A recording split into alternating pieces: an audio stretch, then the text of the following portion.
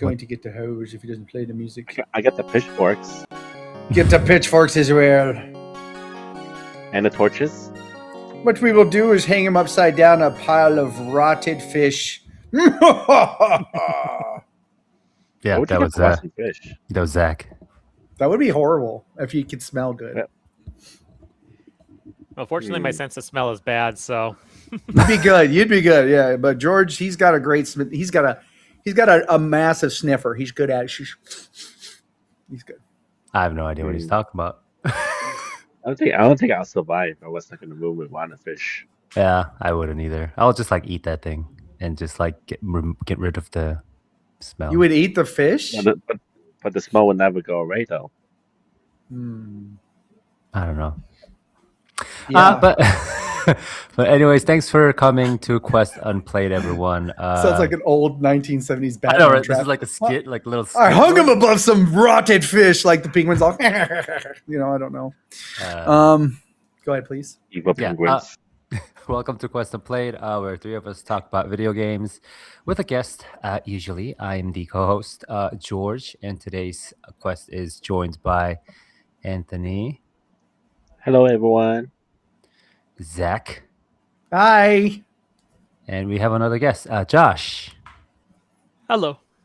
Awesome. So we're going to talk about some games, some personal, I don't know, like stuff, just stuff. Anything. Personal stuff. Jesus. No, not like personal. Personal stuff. Like personal. Oh my God. But like, just, like what kind of game you like. I wasn't coming prepared for that level of depth. So Yeah, he's.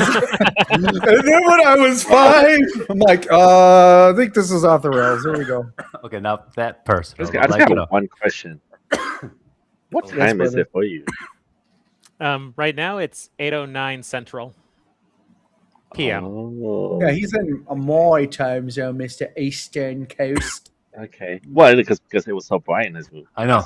That's why. Yeah, I was like, he must not be in Texas. I'll tell you that. It's not bright It's here. more my laptop camera just kind of whiting out pretty much everything that has some level of brightness behind me. If I recorded more, I'd do something about it, but I don't. So. Oh, okay. That's good. I That's mean, good. That's understandable. Yeah. Of course. I don't do Yeah. Yeah. Yeah. I like it when we do this back and forth. Yeah thing. It's fun. Or I clipped out of bounds and I'm in the white room back there. However you want to interpret it. Yeah. There you go. I like that. Yeah, but by the way, it's 10 a.m. morning here in Korea. So. And it's 9:10 p.m. over here. But anyways, before we dive into this podcast is sponsored by Minimap, the ultimate gaming hub. And just Is there a new video? I actually did record my voice over.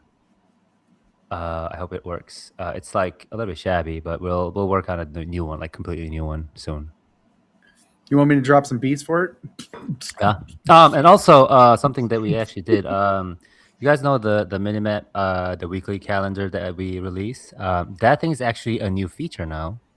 And if you go to your mobile app, you can see the button and then click on it, and then you'll see actually like the entire listings of games. And also, if you are indie dev or a developer and you don't see a game that's in the calendar, shoot me a message or request that your game to be on there so that you guys have some kind of visibility or discoverability for the gamers the week before the actual game release. Calendar. I don't know what's happening. I'm just agreeing with everything. Yeah. We love you guys.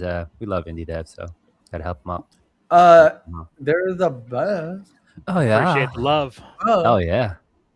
They're the only ones that will talk to us, so you got to be nice to them. I know, right? I don't see Battlefield lining up for this bad boy. You know what I'm saying? The big ones are stacks of money. Too many issues right now. Yeah. I bought that game for $35 and regretted it. I played like 5 hours of it, and I was like, Battlefield game. Battlefield 6, yeah.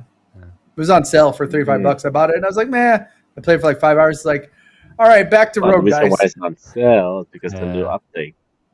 Yeah, it sounds like my story with buying Modern Warfare 7, Black Ops, which was my first entry back into the Call of Duty franchise in a long time. I got it on sale for like $15 bucks, and then I remembered why I normally don't get into the Call of Duty games. You're just like, yeah. I played like 5 hours of the game, and I wasn't even doing that bad. I was just so bored. And then I went to an indie game that I bought for $15, and I have like over 160 hours in. And I was like, I don't even know why I even. Yeah. I was just like, all right, I just killed 3 guys. I'm so freaking bored right now. Like it's. Yeah, it happens. But it is what it is. Some Mhm, people yeah. like it. I'm not gonna diss them. It was just weird because I think your brain clicks into certain modes and just stays there. You know what I mean? So Mm. it's what makes you happy, Okay. Daddy. Yeah, I mean, Yeah. it's not a bad game or anything. It's just like not for everyone. And also No? there are many other options as well.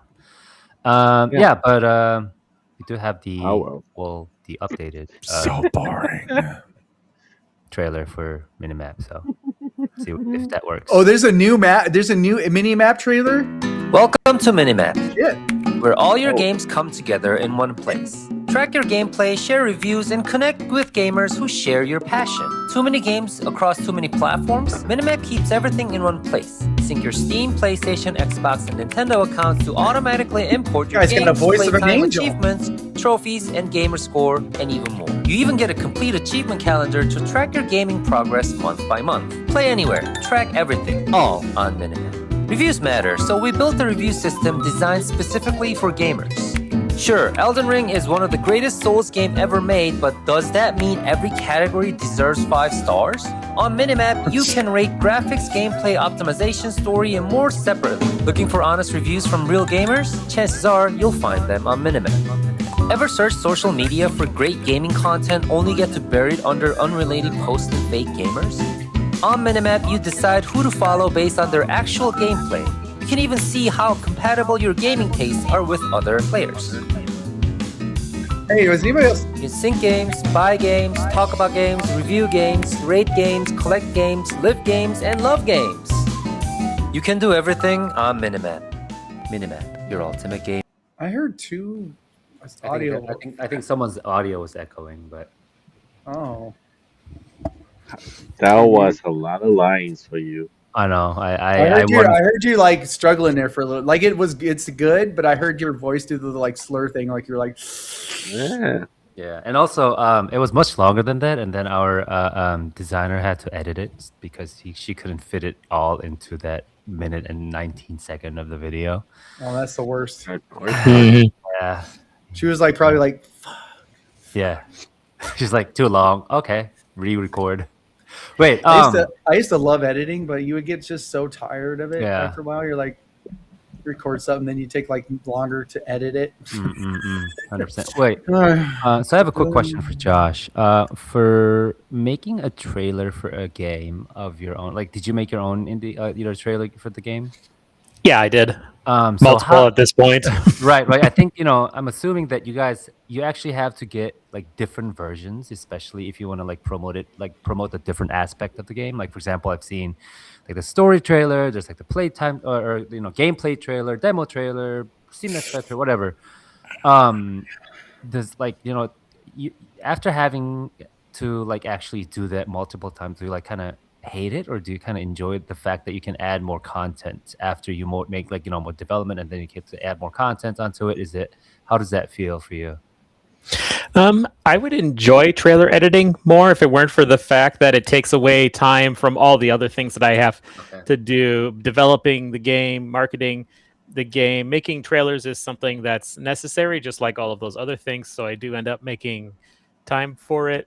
And I used to come from a film background, so I actually like editing and cutting video because that's where essentially the story comes to life.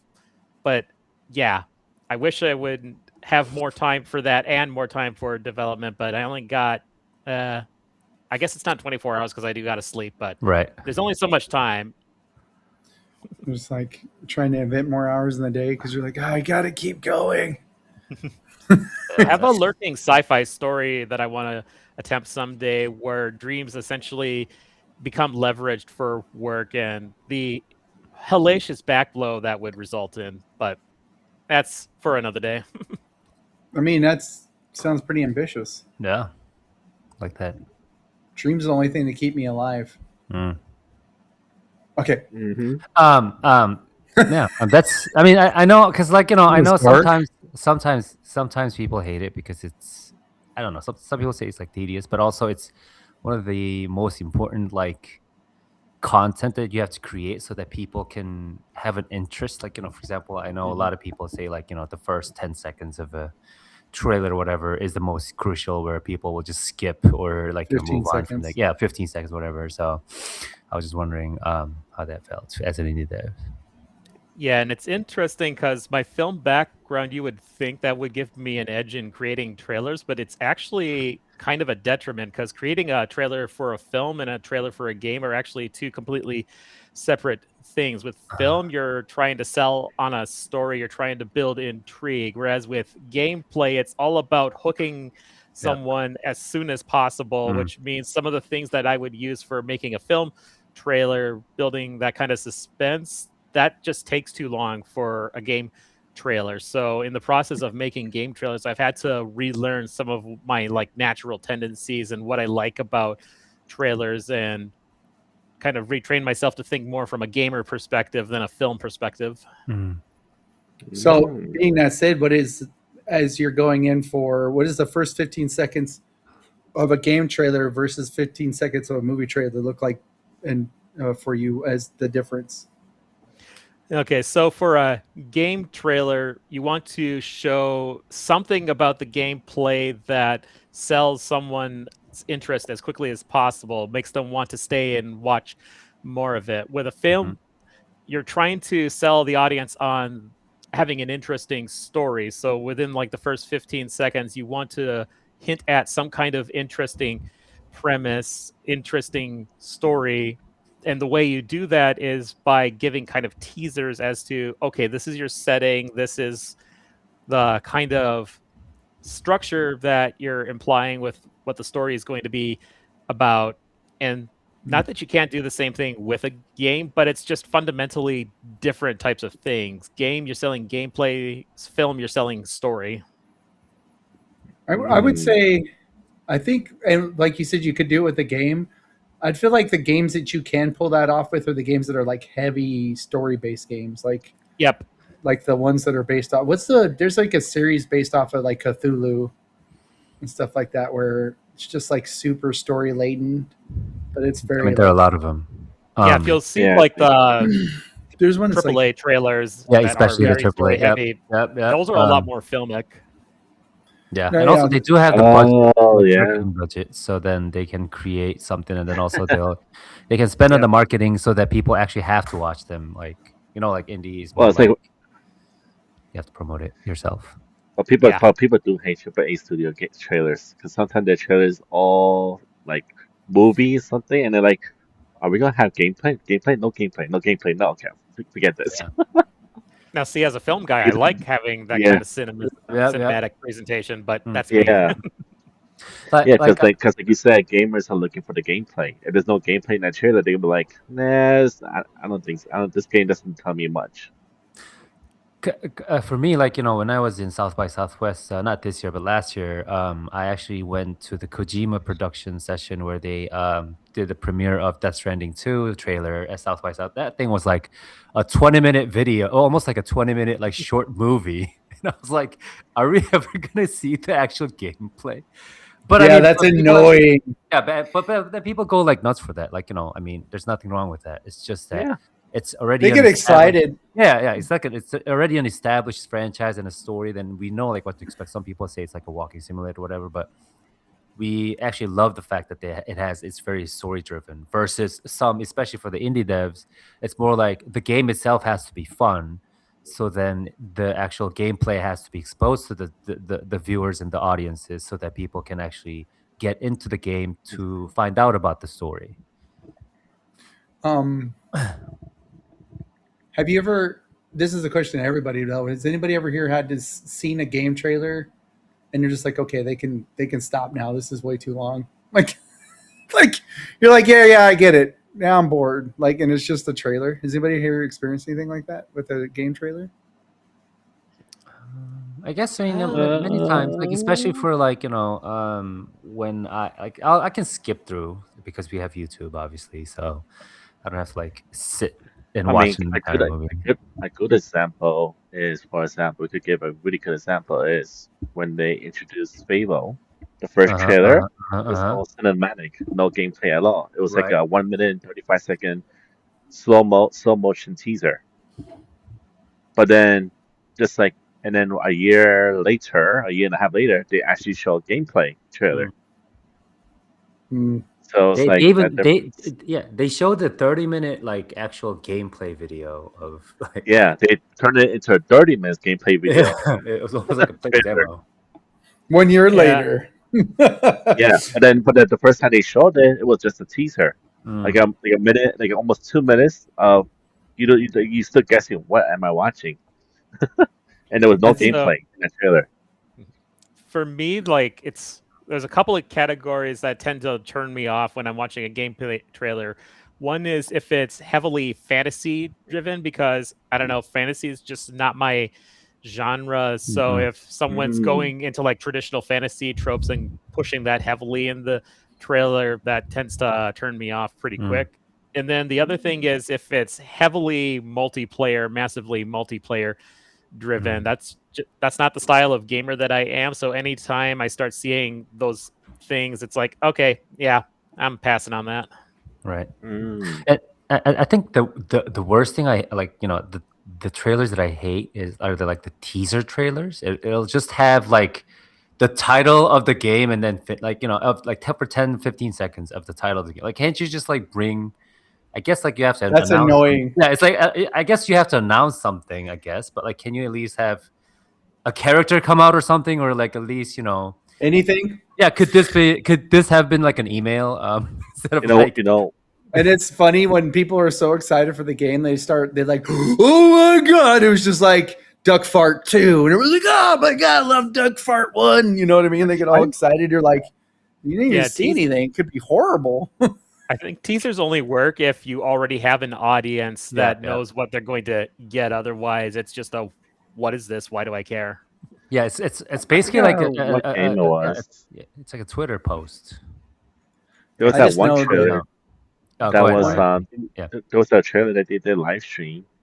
But they said, yeah, trailer's a new game trailer, but they streamed it like 2 days before the actual trailer was dropped. So they kept it running for 48 hours. All you see was the same thing, image, for like 48 hours straight. Wow. I think PlayStation did that, yeah. I think the trailer I remember the most for a game though was oh God, it was the game that made me buy an Xbox. Gears of War. Gears of War. The very first Gears of War, when they played that song with all the, it's like, all the beautiful faces, and he's like, I was like, went out and was like, give me that console. I think those trailers used to work, like back in the day when they had like a very like die-hard fans. Like, for example, I was so excited when they first revealed the trailer of like Diablo 3. Like, I was like all the people, like they had like BlizzCon or whatever, and then the people all went crazy for it. Like, I wasn't even there, but then I was like, oh my gosh, new Diablo. But then like I guess it worked for that type of games, but I guess now it's like we don't have all that. I mean, I guess GTA 6, like if they drop a new trailer, obviously people are gonna go crazy. But I guess you just made me think of. I feel like people won't go crazy as it dropped the first time, because the first time people wanted, like they were hungry for it, but now they got the meal for it, and then you should drop another trailer. They'd be like, stop dropping spoilers. give me the actual game. You folks are too much actual gameplay. Back in the day, there were stop dropping spoilers left and right. Yeah, there were fewer games that came out back in the day, too. So anytime you heard of a game coming out, it was a big deal. Much more of a deal because there were fewer of them. Now there's like 20,000 games a year being released on Steam alone, that's crazy. I remember when E4 would come out and they had so many showcases. You're like, I have not enough money for this all.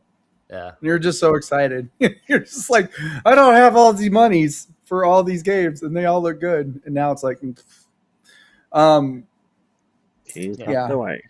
now they like every like console platform, they also have their own like direct or whatever Xbox showcase. Summer Game Fest, all that kind of stuff, and then we see like and then we're always looking at it. Oh, that's gonna be like $70 game. Oh, that's gonna be a $60 game. I do all the calculation, like add all the games that are like showcased there. Like, oh, there goes. Like I make X amount a month, like a monthly salary of someone. Like seriously. You know what's funny, or what's that? You know, it's sad that they went away with that. I know this is kind of getting off the pack, but those used to be to me like even though I didn't go to them, I would take work off for them because it was kind of like celebrating being a gamer. Mm-hmm. You know what I mean?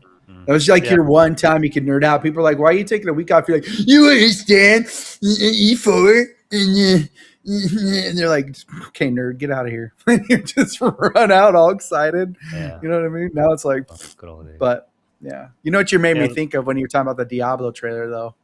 I don't think we'll ever forget the time that they announced Diablo Immortal. Yeah. And everybody's like, is this a 4th of July? Is this a April Fool's joke? Yeah, is this like an early April Fool's joke or something? They'll never recover from that. I think that's the moment where we realize like Blizzard has become a fully commercial based company. It was just funny because somebody had to be the person that finally Yeah. dropped a trailer and everybody's like, and the crowd was like, the fuck did I just want? Like, it's not what we wanted. Yeah, that's crazy. But yeah, I think we should actually move on to the Play game. the trailer. Yeah, exactly. Before we actually watch the trailer, do you mind sharing what your game is and do like a short introduction of yourself? We've been talking for like 20 minutes, but pretend we've just met. All right, so my game is Dice Gun Commando. It's a bullet heaven roguelike where you control the dice that your guns roll. So it's a mixture of a kind of bullet heaven action gameplay with synergy building strategy, sort of like if you mixed Balatro and Brotato. Oh yeah. Oh nice. I like the sound of those. The mix. Yeah. Awesome. Sounds delicious. Oh yeah. And we will definitely watch the trailer together now. I love it when you watch stuff with me. Hold me.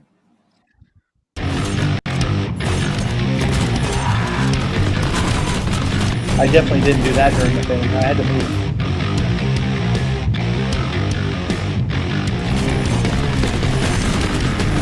Wait, there's a flamethrower? I never got a flamethrower.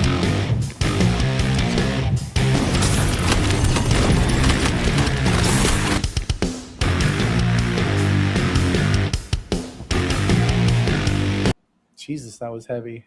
I love it. I love the music. That was like punch you in the face heavy. Yeah, that's what I was going for. Yeah, I think that's where. How'd you get the music done? Did you work on yourself or? Yeah, I wrote it and. Oh my gosh! Made it. Wow, what's the title of the music? Can you find it on YouTube? Not yet. So essentially, the music that trailer used was the in-game music because at the time I didn't have the time to actually compose a trailer-specific song. So the game music is basically composed to be a loop. So then I just took a snippet of that game music and then threw that in the trailer. That's actually an outdated trailer. I recently released one last week, actually. Every time George says this. That's George. That's my bad. Let's see, was that out of my press kit? Because I realized I'm not sure if I updated it from the press kit. See, I got it from the press kit, so. Okay, so then that's on me. That's on me. No, it's on George. It's on George. No, we just blame George. Sorry. Okay. It's my fault. That's it. Guys. Damn it, George. I'm sick of it. I'm sorry, guys. It's all my fault. Can we get the newer one? Is it? Yep. Do you have the? I can give you a YouTube, or I can get you the link direct. Like 2 minutes. And that did sound very familiar from playing the game. Yeah. I think you can.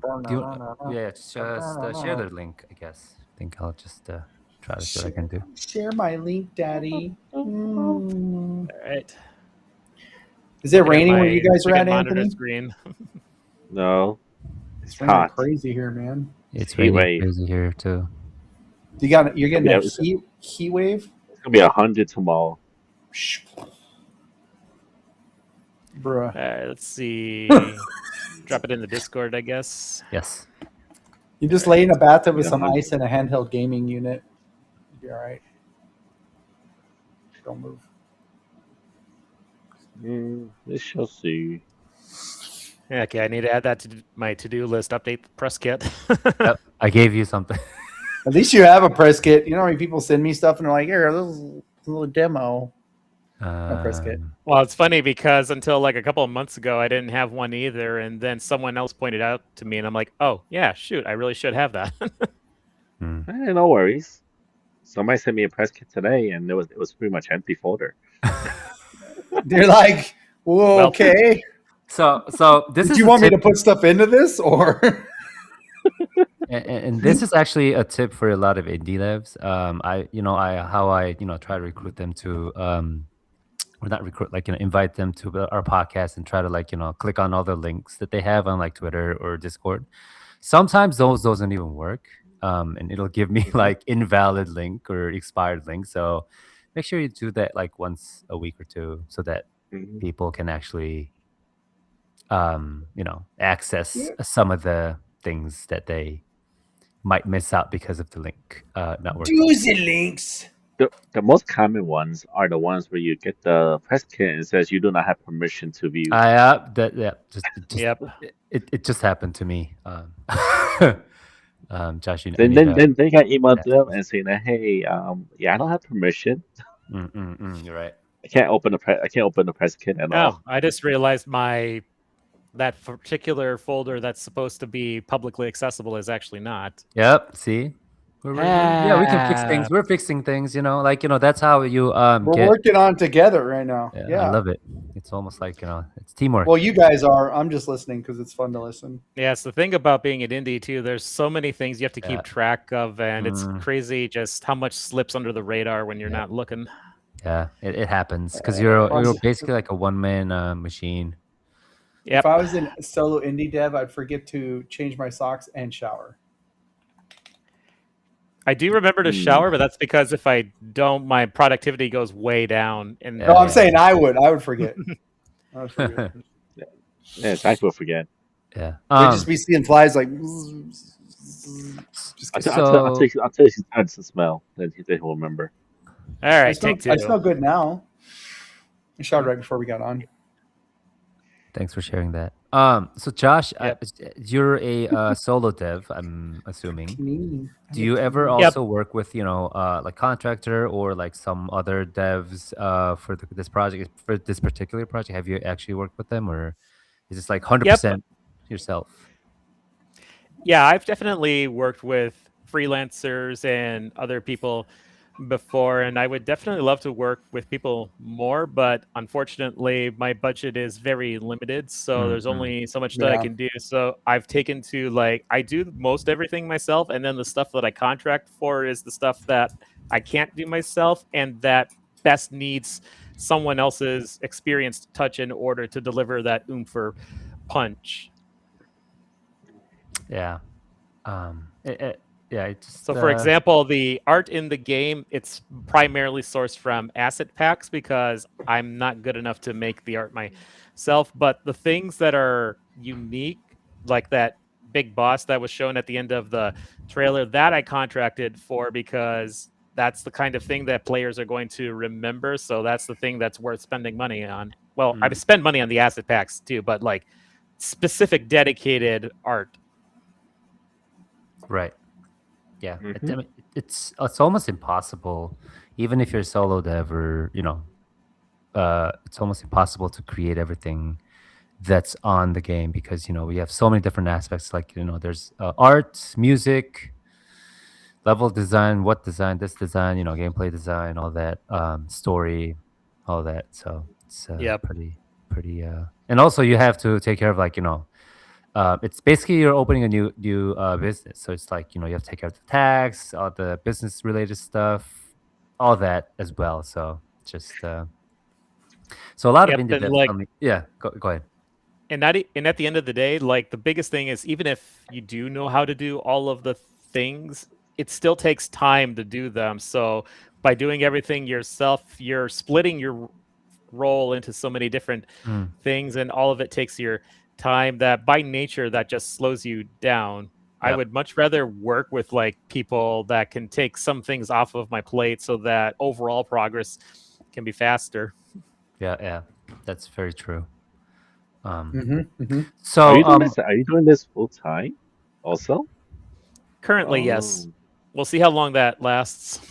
Yeah, and also there's the financial aspect of it too. Like, sometimes, you are able to find a publisher who can, like, kind of support you. But also a lot of times it's just like them either doing it in their own time, or like, sometimes it's a part-time, it's a full-time as well. So it's just a lot of... I used to do it as a side gig, and then I got laid off from my regular job last year. So I decided to take a stab at doing it full-time, and I learned a lot. So I'm grateful for the experience. Yeah. How long Did someone say stab? Oh, sorry, I didn't catch that. I said, did someone say stab? I got excited. Sorry, keep going. Okay, I lost track of the train of thought. Me too. My bad, everybody. All right. I got the new trailer. New trailer. New trailer already. And it's really dark. Sorry, let's watch. Everyone, just pretend we didn't watch the trailer. This is the first time we're actually watching this trailer. Pretending now.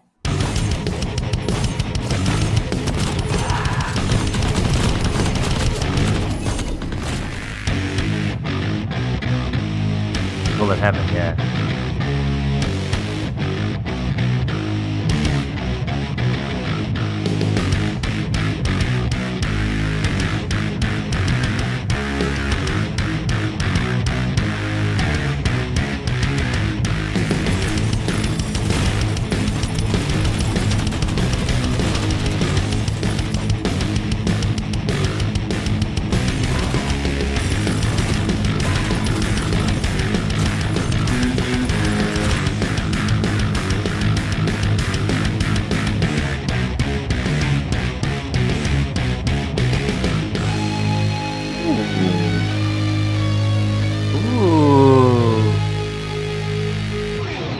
Jesus difference Christ. between the first trailer and this one? I think I almost had a heart attack there. There was a lot of going on. I like that. I like this one better. Sorry, guys. No, it is better. It is better. Well, that's good to hear, because this is the one that I put more effort into. Yeah. I like this one. It would be sad if it was like, I like this one better, and you're like, that was actually not the right one, and you're like, no, the other one was way better. Yeah, compared to the other one, this one I composed trailer-specific music for, so I'm able to hit a lot more clearly on like particular beats. Right. You did well. You did well. Very well. I felt the energy. Thank you. Yeah. Weren't you trying to say something, Anthony? I think you're trying to. No, I'm just saying you could see the difference between the first one and the second one. Yeah. In this trailer. So it was actually I deliberately did this because I wanted to show the improvements and did actually meant to do that. It was all scripted, guys. I mean, it is a good opportunity for comparison. Yeah, I like this. Thanks for helping him out. Good job. Gotta help the devs out. But I think I saw. I like all the love we're doing right now. Yeah, the actual game is gonna launch pretty soon, like in less than 10 days. 10 days. Didn't they say like July 24th? So 10 days, yeah, exactly 10 days. I think we lost Josh. It's right around the corner. Like literally. Corner. Can you hear us, Josh? Yeah. I think he froze. But anyways, the game is coming out in 10 days, right? Yes, it is. Are you excited, or how are you feeling? I'm a little bit terrified because there's a lot that I want in the game for 1.0, and there's not enough time for all of it to make in. So I'm gonna have to make some kill your darlings decisions real quick. And then move some of those darlings into like 1.01, 1.1, because there's so much I want to do with the game, but at a certain point it just has to come out, and this was the date that I chose, so now rubber meets the road. So 100%. when you said this is the date you chose, like how long ago did you make that decision? And also, did you actually stick with it all the way? So I made that decision back when I started development, which was in March of this year, that I wanted to try and get this out sometime in July. I think originally I picked the July 15th, which is tomorrow, and then I later pushed it to July 24th for a couple of reasons.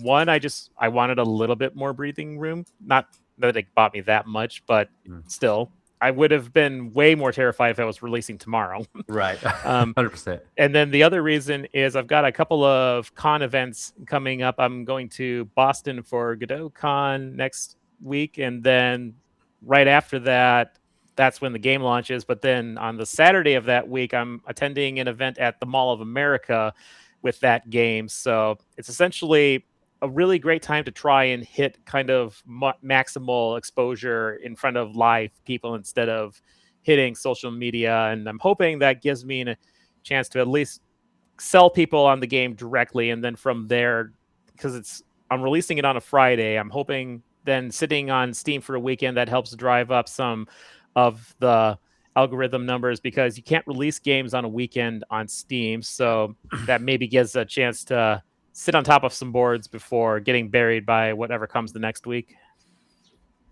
Nice. Wow, that's actually really super good planning, because a lot of people would say, "Oh, I'm gonna release this game in July," and then they're like, "Oh, I meant 2027 July," or something like that. Because I know, like, a lot of people, indie devs are going through the same. They're in the same shoes. Like, they know they want to release at a certain point, but then they realize that, oh, I want to add this thing, or I have to polish this part even more. Like, I want to add this character, this story, and then they end up either like running out of passion or money or both, and then they kind of like say, "Oh, I'll just do it whenever I have the chance to do it again," and then that's very sad. It's really Well, sad. part of that was I worked on a game called Dice Tower before I started Dice Gun Commando, and that project took 3.5 years of development, only for it to not get the funding that it needed. So that's 3.5 years, and what do I have to show for it? So when I started Dice Gun Commando, I was explicitly targeting a faster release cycle, because I just don't want this project to die in the dark. I want it to come out. I want it to be released, and if I were to never work on it again after it came out, at least it came out. Exactly. Obviously, I still want to develop it. Like, what's coming out in 1.0 is far from what I really want to do with it. It's just going to be a subset. So I hopefully get the chance to really realize the full scope of vision that I have. Right, and at least, like you said, like at least you have your game out there under your name. So it in itself, it can become like a portfolio, or like, I don't know, you never know like what's gonna happen to the game. Like something, like Among Us took several years before it went on, like, became like a global hit. So well, Among Us took a pandemic to become a global hit. So hopefully I don't follow that path. But, yeah. So you said you started this project back in March. Yep. So it only took you about 4 months to actually finish the game? To get it to this point, at least, yeah. Wow, that's super quick cycle. Because usually, like, at least a lot of people we talk to, like, oh, I've been working on this project for like at least a year or like 2 years. But then that's great. Yeah, that's crazy. Yeah. I made a lot of decisions specifically towards getting it out faster. One of them being it leverages the dice mechanics that were in Dice Tower. So I didn't start from a complete zero foundation. Right. I also took a lot from like other projects I've done in the past to kind of jumpstart various other things.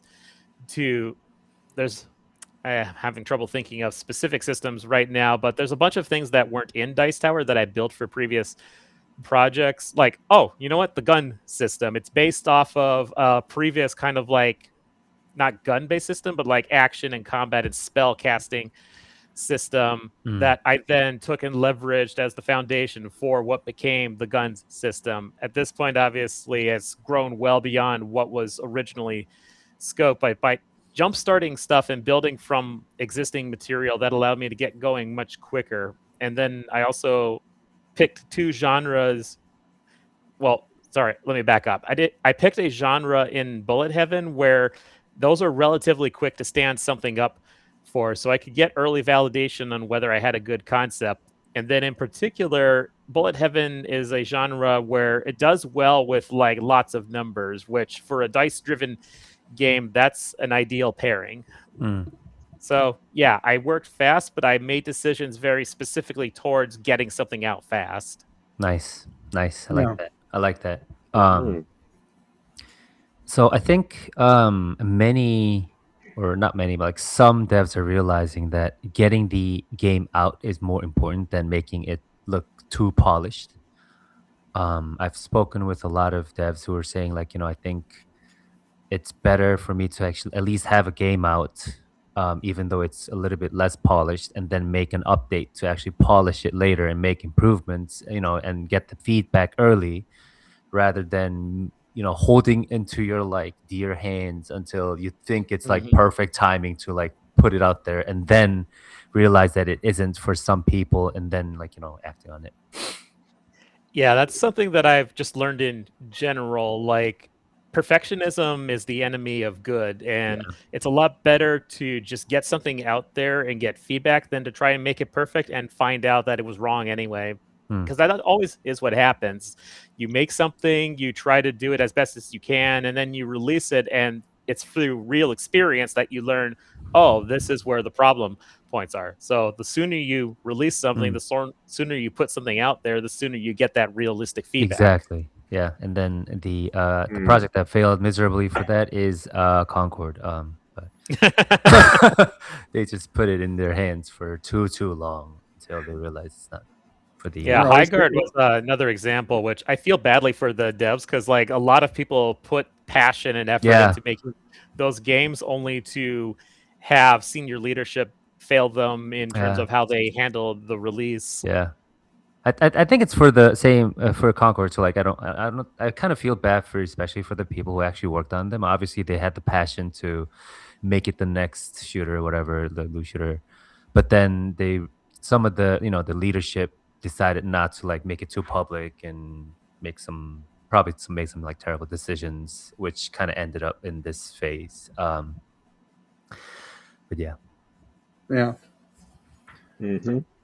Plus, it's just one of those things where working on it for a really long time, and then you never get it out, and then you never really get to see. You know what I mean? You don't get to move on. So when I was playing the game earlier too, I know you said something about Dice Tower. I felt like there's a little bit of a tower aspect to the game as well, even though I was moving around shooting. So did you pull anything from your last game that you put into this one? Oh yeah, all of the dice assets came straight out of Dice Tower, pretty much. So go ahead, Josh. Yeah, because it's a 2D dice style with animations, and you're not going to find something like that in an asset pack. So fortunately, I already had those dice and animations from the previous Dice Tower game, so just reuse them. That's a good idea. So for the the project that you had before, did you actually create? Are you the original creator of the assets? Like from that specific project, I would assume. No, that was also I worked a lot more with freelancers and contractors for Dice Tower, but I also had a much larger budget to burn back then. I was working full time, and I was working in tech, which that gives you a lot of side cushion money to burn. Awesome. So how big was the team back then? So I hesitate to call it like a team, because it was still me directing and me contracting with people, but the size of the team that was working with me was like 4 or 5, I think. Essentially, it was 2 artists and sound person, and then I work with a business partner that helps with the admin side of things. So that's where 5 comes in. This is me doing math live. Right. 5 is a good number. 5 is a good number to have a business with. Yeah, and that's another thing. Speaking back to like how I got this developed so fast, the part of that reason is I built on a lot of what Dice Tower found. Like experimenting with dice mechanics, I had 3.5 years of figuring out how do I work with dice in an action context, because there's a lot of dice games out there, especially recently as those have been coming more and more popular. Which, side note, that's one of the reasons I stuck with dice genres, because I saw that wave and I wanted to try and take advantage of it. But I had 3.5 years of marrying dice strategy gameplay with more of an action thing. Dice Tower was a platformer where platformers are one of the hardest things to mix with a strategy game, because it's focused so much on the action that asking the player to stop at any point and think strategically, it's a tough thing to do with that genre. And I had 3.5 years of getting that experience, figuring out what worked and what didn't. So then coming into Dice Gun Commando, I could leverage those findings and knowledge in order to make better decisions right off the bat. Like, I'm not asking the player to stop every 5 seconds to do stuff with dice, because that doesn't work with an action game. And I learned that from those previous learnings with Dice Tower. I mean, but this game is action, but you cut it up nicely to where the interrupting is good, because the player is like excited to add things to their weapons. Yep. So, and that was intentional. Do you know how do you have? Can you share to us how many guns you have and how many combinations you can actually put in there? Because there's quite a lot, right? So it's also a little tough to say because I'm still putting in content as we speak. But sorry. Yeah, there's currently 8 guns, and then it's like 18 mods and 30 dice. So I'm not going to do that math on the fly, but there's an exponential amount of potential combinations. And with the way this game works, I can just keep adding mechanics, content, and that just expands the sandbox. It's one of the reasons that I really want to keep being able to make this game, because I have barely tapped the potential of it. Yeah, I'm going to say that's a lot of that's a lot of combination. I mean, like you said, I'm not doing the math either. Screw that. But I could just imagine, like, I don't care, because I just playing the demo. I was like, it took me. I'm not gonna lie. It took me like a hot minute to figure out that I had to put the dice in the gun, and then had to put the mods in the gun. And then when I figured that out, I was like, oh, okay, now I know what's going on, right? And so I could just see how many different combinations you could possibly put together with all of the dice and the guns that you're getting. And yeah, that's why I was like, I wonder if he even knows how many he's unlocking here, Yeah, that taking some time to figure that out, that's one of the biggest things that I've been working at solving over the past month or so, I guess really throughout the entirety of development, is how do I make this as intuitive for players as possible? Because that's another thing about mixing action and strategy. The action players, they tend to not want to think as much, and then the strategy players, they're less used to playing action style games. So then you have to try and find a way to teach the conventions of both in a way that doesn't require hitting you over the head with long tutorials, because ain't nobody going to read that. Yeah, I learned that from developing Dice Tower as well. Yeah. You're like, so you will figure it out. My head, stop. You said your game's kind of like, Balatro mixed with Brotato. Are those two like, one of your favorite games, or like what's the idea behind, implementing some of those gameplay, or not implementing, but like, getting inspired by those games? So I definitely like Balatro and Brotato a lot. I would say Brotato is probably my favorite take on the survivors like Bullet Heaven genre. And then Balatro, well, it's Balatro. Yeah, Balatro is like Balatro. But in general, I really like mixing action and strategy. There's not that many games out there that do it, but when you find them, those are the ones that are really my jam. So Dome Keeper is one of my favorite games in that regard. I don't know if you've played it, but it's essentially a mining / tower defense game where you mine, and then your mining gets you the resources that you need to upgrade your dome in order to defend against monsters. And it's a brilliant blend of the strategy of finding the resources and mining in such a way that you're most likely get the resources, and then putting that into the action of you're literally manipulating turrets and shooting stuff, and it's just I've been chasing kind of that high ever since playing Domekeeper, really, and then after playing Domekeeper, I realized, oh yeah, that is kind of my jam. So that's where my interest in mixing the two came from. And then as for why it's Dice, that's from a game jam back in 2022, Game Maker's Toolkit Game Jam. That year the theme was Roll of the Dice. Oh. So that's literally the only reason that Dice get involved with the picture is because of that theme. Wow. Yeah. That's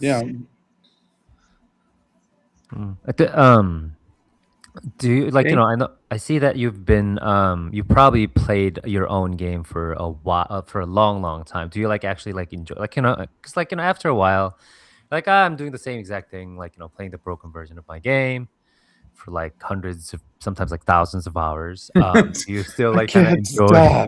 Do you like, because but like some people are like, oh, the more I develop, I like my own game even more. Like, how does that kind of feel for you? So funny enough, like there are times where I'm testing something and then I accidentally start actually playing the game instead of testing the thing that I'm supposed to be doing because I'm getting sucked into it. So right. Yeah. Like wait, what was that doing notwithstanding? Yeah, like you just play for like a couple hours, like, oh shoot, I was supposed to test this thing out. Yep. Oops. My bad. Let's get back to it. Yeah, that's really good to hear from the dev who's who actually enjoys his own game. That just means like, you've made a game at least you can enjoy, or the people who have the similar taste in gaming can enjoy. And if you can find those red audience. I'm about to say, like, if you got lost in your own game, that's saying a lot. You know what I mean? You're like, over here testing stuff, then like an hour later, like, testing something. Like, right. I'll never get that hour back, but it was fun. It was a good time. Yeah. Fortunately for my production self, I've gotten better at catching myself from doing that. But it's still fun when you can get lost in your own game, because it is a thing where you're familiar with every detail. So it's very easy to kind of get tired of it. I think that's one of the advantage of like systems driven games like Dice Gun Commando, because the gameplay comes from systems interacting with each other. There's always going to be some new combination and interaction that you weren't expecting. And then that randomness is what keeps it fresh. I think that's what makes games like Vampire Survivors and Brotato and then Balatro, Slay the Spire, just the systems coming together is the gameplay, and that's what makes them fun. Yeah. You basically, you think about it. If you're able to take something that's that repetitive and make it to where you want to play it over and over again because there's just something else you want to unlock or whatever, you got to think that's like actually like quite a trick to pull. Not a trick, but quite a like ability to pull off, because it's not easy. You know what I mean? Mm-hmm. But vampires. I know. I played Vampire Survivors like on when I was on leave once, or when I was back home and I didn't have my own game system and I was using my mobile phone, and I was like, dang, this game's addictive. I was just running around killing them. I was like, how is this even a game that people want to play? And then I was like, oh, I'm still playing this. And 2 hours later, you know what I mean? So I think that's like definitely where you want to sit. You know what I mean? Mm-hmm. For sure. For sure. And all like you said, like you almost get like infinite amount of content because of the different combinations. Because I think that's one of the reasons why people like to play Bullet Heaven. They changed it to Bullet Heaven, right? It used to be like Bullet Hell or something. So Bullet Hell is different because Bullet Hell is when you're trying to dodge lots of projectiles. So then Bullet Heaven is the opposite of that, where you're spewing all the projectiles. Okay. I know for me, Bullet Hells or Bullet Heavens, to me, when I replay it, it's because I want to see if I can kill things faster. You know what I mean? Like if my combination was powerful enough to sweep like a hole, like how fast can I murder everything? Like wipe out the entire enemy, hordes of enemies. You know what I mean? Like when you're playing Vampire Survivors, look up there, and you're like, oh, I combined this with this, and then you go in and you just see stuff just pop, and you're like, yes, this is so much better than around. Please, like, don't murder me. Like, yeah, exactly. Similar with Slay the Spire or Balatro, where you get that right Joker combination, and suddenly you're scoring points up the wazoo, and like. That's one of the things that is interesting about Dice Commando, because I'm trying to take essentially both of those things, both of those highs, and then combine them into the same game. That's a good idea. I actually never personally played Brotato yet, but I've heard great things about it. I definitely recommend it. I think I have it in my Steam library because I have but haven't played it. The gunplay is taken very much from like the Brotato-esque nature. It's literally the same type of gun, automatic equipping and aiming. Right. Yes. That's aim your Brotato. So how many I would say like levels does the game have? Like, how long is the gameplay?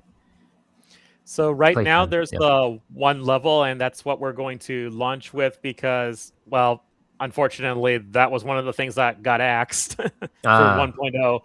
But I'm very interested in having like more worlds, more levels for you to play in. So that's something that I intend to get to with post-launch updates. So would it be more of a content update, or would it be like a DLC of some sort? So the strategy that I'm going with is that I'm going to release everything as free content updates, and then every so often, once there's enough content in the game, I'll raise the base price of the game. I think that's what's most fair for like the people that have already bought it and have invested in it earlier, while still then getting a fair price for what's in the game for people that buy it afterward. Okay, I see. So like, the base price is going to be the same. Like people who actually buy it, that they're going to keep getting the updated content, but then people who later buy it will have to pay a little bit more to get the actual entire content of the game. Right, exactly. Okay. So how do you have 7 Days to Die? They did the same thing. I bought that game for like $5. Now I think it's like $30, something like that. It's crazy, right? Yeah. I mean, it makes sense though. It does. Yeah, I think it makes sense because, like, when you're paying for what you get exactly, in the game. You're actually paying for the exact content of the game at the moment. Yep. Like, and then you don't want to punish people for paying for that. You know what I mean? You want to make sure that exactly. The people who actually supported you and played your game early should be almost like rewarded in a way. That's by getting the free. That's exactly my thought. So how much have you decided on the price of the game, or is it not disclosed yet, or? So the starting price is going to be $4.99. It's going to kind of hit that Vampire Survivors-esque price range, and then, like I said, once there's more content in the game, I'll start raising the price. I think for like the scope that I initially wanted to try and do, it's like a $9.99 worth game. $10. So yeah, I think I like that pricing idea. So with good to hear. because Zach, if you could have bought like 7 Dice Gun Commandos with Battlefield 6, one Battlefield 6. Trust me, I will. That's one thing that plays over and over in my brain is all the games I could have got besides. Once again, not to diss the Battlefield people, but yeah, exactly. To me, I don't know why I decided to do it because I haven't played it in a while. And I was like, oh, I want to shoot people in the face. And then after a while, I was like, I really am bored. like, you know what I mean? I was like, why do I even do this? So, yeah, probably could have bought like a couple of other indie games and supported some indie developers where I'd be highly addicted to their game that cost me like a penny or compared to the, you know what I'm saying? So a price is definitely a big seller for me when it comes to games too. Like if I get something and I pay for it and I don't think it's worth the price, like I'm just like, oh, this was such, you know what I mean? So yeah, price is a huge thing for us to consider when we're making the game because on the one hand, it's got to be fair. On the other hand, it also has to pay for us to keep being a studio. Exactly. Because I do think a lot of games from the indie side are criminally underpriced simply because like that's just the meta, what people are expecting. So I'm hoping over time, like things will get a little bit better so that we can get more money for the hard work that we're putting in. The way, I guess, what I keep looking at it as is if you're eating out often enough, it's like $20 to eat out these days, at least in America. I don't know what it is on your side of things, but if you can spend $20 a day eating out, you could buy an indie game instead. And I don't know what your cooking skills are like, but come on. Yeah. I don't eat out at all. I just yeah, no, I'm good. Yeah, but yeah, I can see that, I guess. Mm-hmm.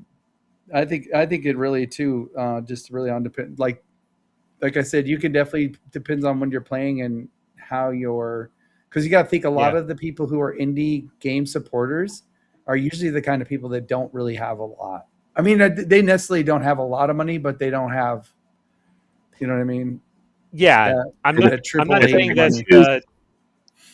I'm not saying this to like frown on anyone's financial status. Like, we obviously should release games that are priced in such a way that most people can afford them. I was thinking more about like the people that are like, oh, this indie game is too much money, and then they go and buy a coffee that was the same price as the indie game. Like, come on. And then those exact people who actually have coffee at home too. Yeah, they just don't want to brew it themselves. Yeah, they're like, in their Keurig maker that you go. Yeah, that drives me wild. You know the thing too, and I said that, and I know this is not the kind of, but I just don't like food, fast food that much. Like, it doesn't taste as good as to me to what I can make at home. So I'm just like, you know what I mean? I know Zach loves. What now? It's crazy how expensive fast food has gotten too. Like, at this point, there's almost no difference between getting a fast food thing and getting something from an actual restaurant. So I've been trying to shift more towards like, if I am eating out, I'd rather get something from the local restaurant versus the chain. Right. I'll like sometimes, and I live, like I said, I already said I'm from Texas. Like, for me, I'll go to HEB and buy like sushi from HEB, and that's my considered. And that's like $7 for a sushi plate. I'm just like, oh, excited as I go home. And I guess it's kind of gooferish, but yeah, I know. Yeah, I don't know. I can't remember the last time I went to a fast food place. With me. Yeah, it actually probably, yeah. You were the last. Brother. No. I lied. Last time I went on a hike with a friend, and we went to Torchy's Tacos afterwards.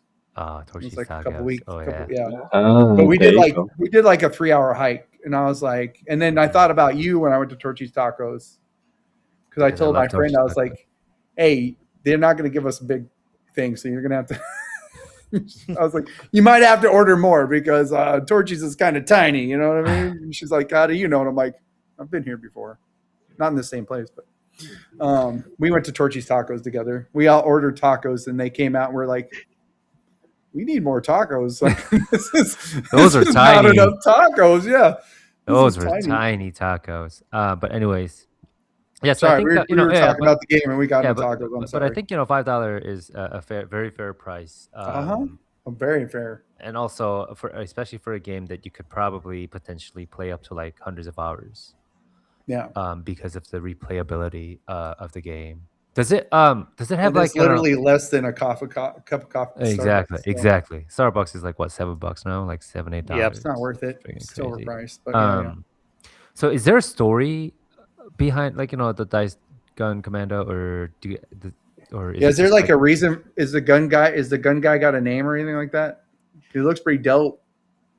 So there's enough story to kind of bring a theme together. I intentionally haven't taken it further than that because since I was working with a lot of asset packs, a lot of the visuals are going to come from like what I can find and put together. So I didn't want story to be a thing that drove that, because if you at it with a story, then finding things that fit your story is way harder than making a story that fits the things that you find. That was one of the things that I actually learned from Dice Tower, because that had a much more like developed atmosphere and story, and that made it so I had to use a lot more custom assets to try and realize that, and that made it a lot more expensive.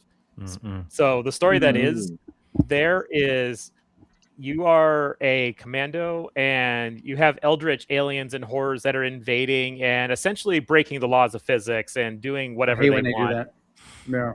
And the only thing that works against them for reasons are guns that roll dice. No idea why. That's just the way it works. So then you're the last line of defense for, the world or reality or whatever. It's essentially enough to get you out there with a gun and start shooting. Yeah. We don't want them to keep breaking them laws of physics and sons of bitches. No, I'm just kidding. Who I noticed too, your guy when he dies makes a really who did that? Who did that? Is that you? That one was an Asapac.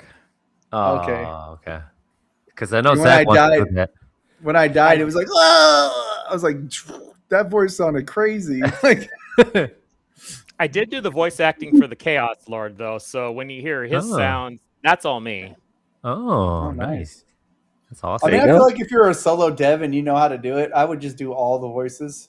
I just do random voices for everything. Everybody's like, why does this guy sound like an old gay guy? And I'm like, I'm going to get you. I'm just, people are like, but it would be fun. Yeah. At least you'd have fun. It'd be funny. Voice acting is fun for sure. Yeah, 100%. George loves it.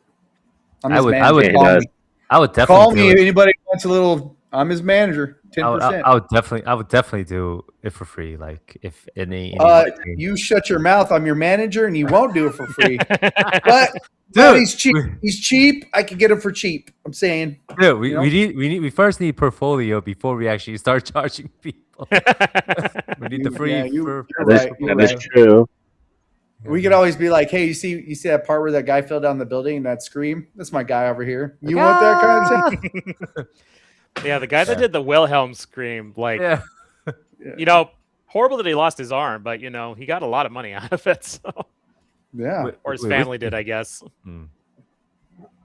Yeah, hopefully. So hopefully somebody got money from that. So let's say you have I don't know, you release the game and then you have all the content that you kind of wanted to add to the game. Once you feel like the game is completely finished, do you have any other idea to go on to a next project? Like let's say pretend that financially it's pretty secure, then would you also love to do that, or what's the your future? I would definitely love to keep working on games. I think it's the perfect mix of all of my creative interests. I mentioned I did the music. I'm also huge into creating story, which is why it kills me that I'm not putting as much of it into this game, but I think it was the right decision from a creative and productivity standpoint. I just want to keep making stuff that are creative projects, and games are the best way for me to kind of get as many of those creative urges out there as possible. So definitely want to keep making them. As far as what project, hard to say, because there's always something that I feel like, ooh, I could work on that. That feels interesting. So I think what that ends up being is going to depend on where I'm at the time that I start considering what the next project is. Is it something where money really is no problem? Probably more experimental. Do I still have to try and turn a profit? Then it's going to probably focus more on making something that's easy to market. True. Yeah. That's good. I agree. Okay. I think it's time. It's kind of. Do you guys have any other questions? I think it's kind of time to wrap up things. I really wanted to know who did the screaming, but now that I know, that was my main part. And I wanted to know about the music, and now I know too. Yeah. So I was like, every time I went in there, I was like, this goes hard. You know what I mean? Yeah. I do need to add a little bit of a softer part for when you're doing the menuing. That's one of the things that I'm hoping to get to for 1.0. We'll see if I have time for it. I think you got this. Yeah, I believe in you. Well, thank you. Wait, also a quick question on how many languages does the game support? I'm assuming it doesn't probably have too many texts to localize into different languages. It has a lot of text actually, because you have all the different mod and dice and gun descriptions, and that gets extremely wordy. So unfortunately, that means I'm only releasing it in English right off the bat. I would definitely love to localize it into more languages, but that solo dev, there's only so much time that I have, and didn't have time to make that happen for 1.0. It's gonna really depend on like how much the game catches on. If it really catches on, then I'm gonna have the financial means to be able to focus on like getting localization added. So strongly desired to. Unfortunately, not gonna make it into 1.0. Okay. Cool. I can't believe it. Yeah, because Zach is very fluent in Chinese, so. Yeah, a little bit of Mandarin. Mandarin and French, a little bit of Francois. And, Francois, yeah. I've got no French. Chocolat blue. Yeah, I mean, oui. I said yes. Yeah, and I believe. Do you want to ask about merch stuff, Anthony? Yeah, I mean, eventually, like Josh said, like if this game gets successful, probably want to add merch, like everyone else does. I definitely think I would love to have like physical replicas of the guns from the game. Yeah, sounds good. I love sci-fi guns, so it would be nice to have a collection, and especially if it's a collection of stuff that comes from my game. Yeah, and you probably want something, physical, some kind of physical like merch or items to bring to those exhibitions that you're going to be attending. Yeah, that would definitely be good for when showing on the floor. Yeah, like that's true. T-shirt or even like bandana or something. I don't know. Yeah, I do have a marketing shirt that I wear whenever I go out for the conventions. Why not? Might be bandana awesome. Would work. Yeah, I want to be the first ones doing bandanas. Yeah, I'll buy it. I haven't heard anyone did bandana. Yeah, bandana. If it matches my set, I'll wear it. You know what I'm saying? But I can't be wearing no. I remember Ops colors. It's got to be my set. You know what I'm saying? I remember Indie Game gave out masks during COVID. Yeah, that's a good idea. That's a good idea. A lot of folks did that during COVID. That's a super good idea. That's a good. Like, so you would have like a game logo or some kind of like go on your mask that you're wearing. Yeah, that's awesome. That's super cool. That's a super cool idea. Unfortunately, we don't have that. Maybe like portable fans or something, like little portable fans, or I don't know. I would love to do custom dice someday too. Oh yeah, that's gonna be. The dice is probably the best option. Yeah, the dice is like the best idea. Yeah, awesome. Kind of like I can't tell you how much, like literally behind Kirby here, we've got so many Dungeons and Dragon dice. Those things are not cheap. I'll tell you that much. It's funny because like when I brought Dice Tower and Dice Gun Commando to conventions, like we sometimes did a like prize system thing where one of the things you could get was dice, and so many people just like want to collect random dice. I kind of leverage that with the game too, where like this innate desire to like collect things and collect dice. I see it play out in real life, so it's like, okay, well, I could probably leverage that in the game too. It's part of the design. I would have handed the dice out with like a Crown Royal bag. That's what I would have done. Sounds good. Yeah. But yeah, thank you. So, do you have anything you want to add to the audience or tell them about your game. Tell them what we need to know about your game. All right. Well, like we mentioned before, the release is happening next week on July 24th. If you happen to be in Boston or Minnesota next week, I'm showing at GodotCon from July 21st to 22nd, and I am showing at the Mall of America on July 25th. So you can catch it live there. Otherwise, supporting indie dev. Spread the game around if you're the kind of person that knows a lot of people that like bullet heavens and deck builders, dice builders, or just, if you'd like them, buy it. Yeah, exactly. Yes. I mean, the least we can do is like at this point, just wishlist it and play the demo. before they actually launches it, so that it helps him with discoverability and all that. Yeah, and then play the demo. Like, demo is free, so just try it out. Yep, and if you're a content streamer, I'm very interested in hearing from you because I'm actively looking for streamers to play the game. You'll get a free Steam key out of it. So these two yes, I got it. Yeah, just go play during your stream, Zach and Anthony. You're gonna have to wait for 2 weeks. So I'm gonna be in a field. Zach is leaving. That's why. Oh yeah, you're gonna be leaving for a week. Oh shoot, yeah, I forget. 2 weeks. I won't be. Well, I'll be back around the 28th. Okay, I'm gonna cry. 2 weeks. Yes, that's still within my release window. So if you stream it during then, I'll get you. Around then if you want to send it to me. Yeah, but after tomorrow, I gotta pack stuff and I'll be out in the field for a while. Yeah. I'll be getting stanky. That's away from the gym. No shower. Yeah. But thank you so much for coming, Josh. And best of luck with your game. And everyone, just go play the game, play the demo, wishlist it, and buy it. It's like $5. Is the only playable version right now the demo?